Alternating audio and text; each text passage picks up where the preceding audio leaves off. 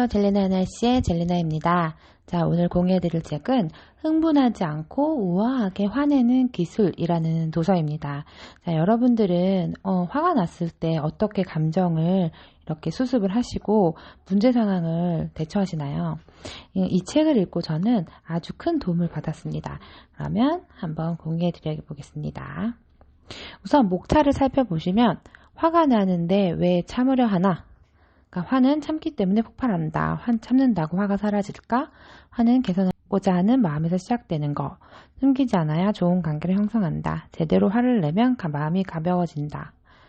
또 문제는 화내는 방법에 있다.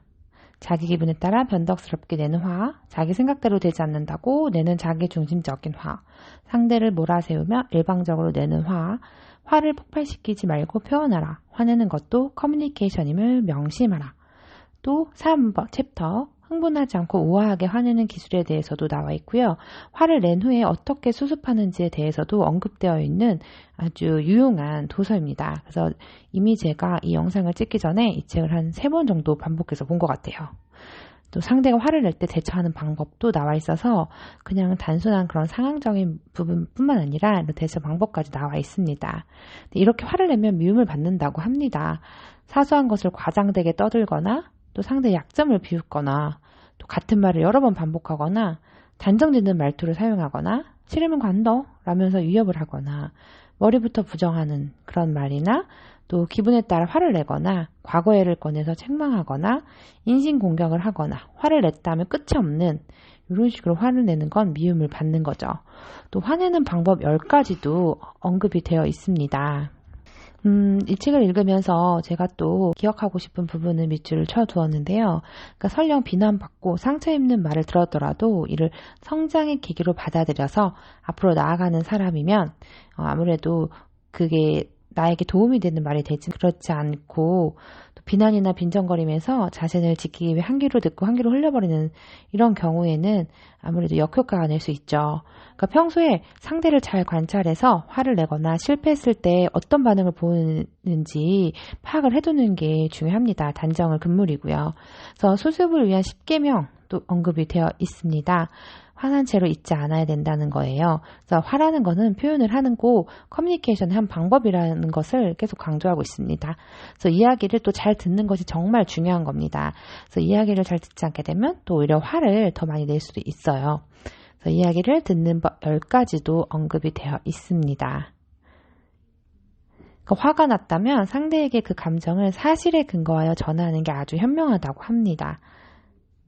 그래서 화를 내면서 얻을 수 있는 것들이 있습니다. 그러니까 스트레스도 사라지고 마음도 가벼워지고 또 문제를 깨달아서 문제의식이 높아지고 또 타인에 대한 관심이 높아지는 등 그 외에도 많은 이유가 있습니다. 근데 이게 화를 내는 사람들이 꼭 그 상대방 원인 때문에 내는 건 아닐 수도 있다라고 해요. 그러니까 불쾌감의 정체는 자기 몸일지도 모른다고 해서 수면이 부족하거나 과로나 피로하거나 또 몸의 어떤 이상적인 증상 때문에 화가 날 수도 있는 겁니다. 그래서 왜 갱년기라고 하잖아요. 아마 거기에 해당하는 부분도 있을 것 같아요. 불쾌감을 없애는 2가지 방법이 있습니다. 그러니까 사소한 계기를 이용해서 기분의 흐름을 긍정적인 방향으로 전환하거나 아니면 어떤 생리적인 기분은 자신의 행동에 따라 긍정적으로 바뀌니까 억지로라도 이제 좀 긍정적인 행동을 하려고 노력하면 도움이 된다고 합니다.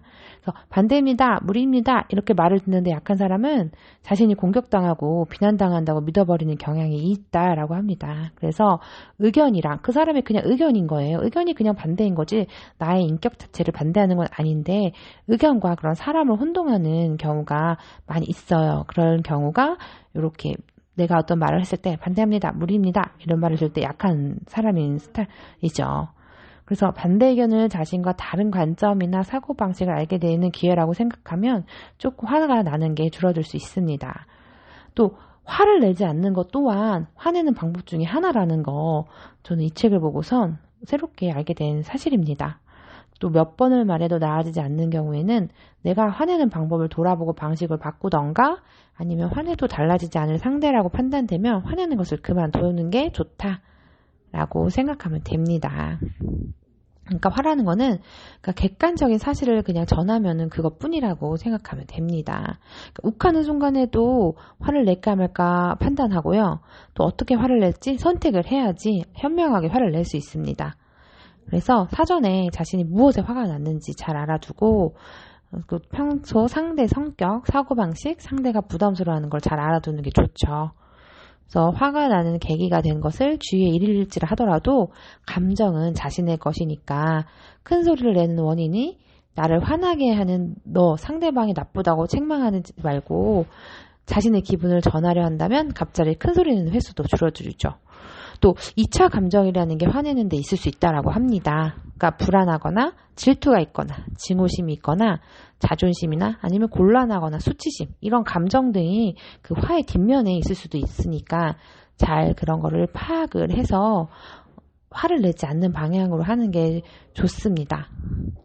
그리고 또 상대를 인정하는 한마디를 붙이는 것도 방법 중에 하나의 방법이고요. 먼저 상대의 장점을 인정하고 그 화가 난 부분을 명확하게 전하고 그다음에 상대를 비난하지 말고 자신의 감정을 잘 제어한 다음에 그러기 위해서 평소 주위의 신뢰를 얻는 거 이게 바로 좀 현명하게 화내는 방법 중에 하나인 거죠. 그리고 또 왜 그렇게 호통을 치는지 이해할 수 없다는 표정인 사람들이 있어요. 내가 화를 냈을 때 시킨 대로 하지 않아서 화를 냈는데 상대가 별반 신경을 쓰지 않거나 자신이 뭘 잘못했는지 알지 못하는 경우에는 이럴 때는 그 목적에 대해서 생각해서 전달을 해야 됩니다. 그래서 무엇 때문에 거기 연락했는지 생각해 봤어? 이런 식으로 역으로 물어보는 거죠. 왜 이걸 안 했어? 이렇게 하지 않고요.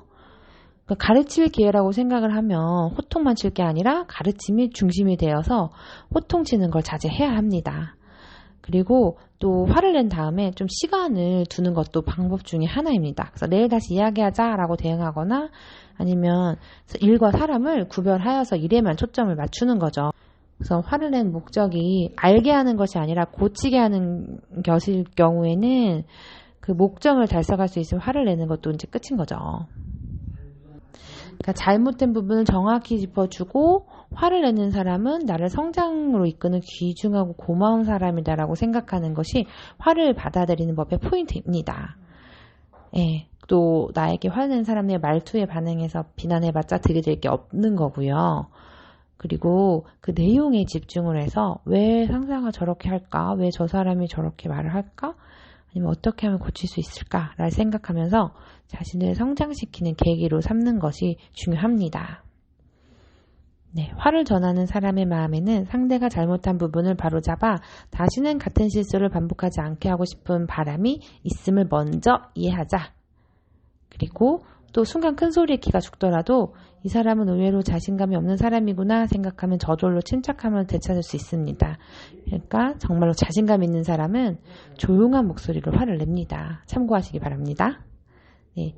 그래서 화를 내더라도 아주 현명하게 화를 내야 되는 거고 이 화가 서로 사람 간에 있어서 커뮤니케이션, 대화의 소통의 한 방법이라는 것을 염두에 두시고 순간 화가 올라왔을 때 이 상황을 또 상대가 어떤 성격이고 어떤 평소 반응 유형을 보였는지를 참고하면서 적절하게 내가 이 사람에게 전달하고 싶어하는 그 포인트를 잘 전달하면 아무래도 화가 나는 상황을 많이 줄일 수 있고 서로 관계 개선에도 좋을 거라고 생각합니다. 욱하거나 자꾸 화나는 경우가 있거나 어떤 사람이 너무 밉거나 그래서 화가 치밀어 오르는데 어떻게 할지 모른다거나 등등의 자기 감정을 조절하는 것에 좀 도움이 필요하신 분들은 꼭 이 책을 읽어보시기 바랍니다. 그러면 다음에 또 다른 책을 올게요. 안녕.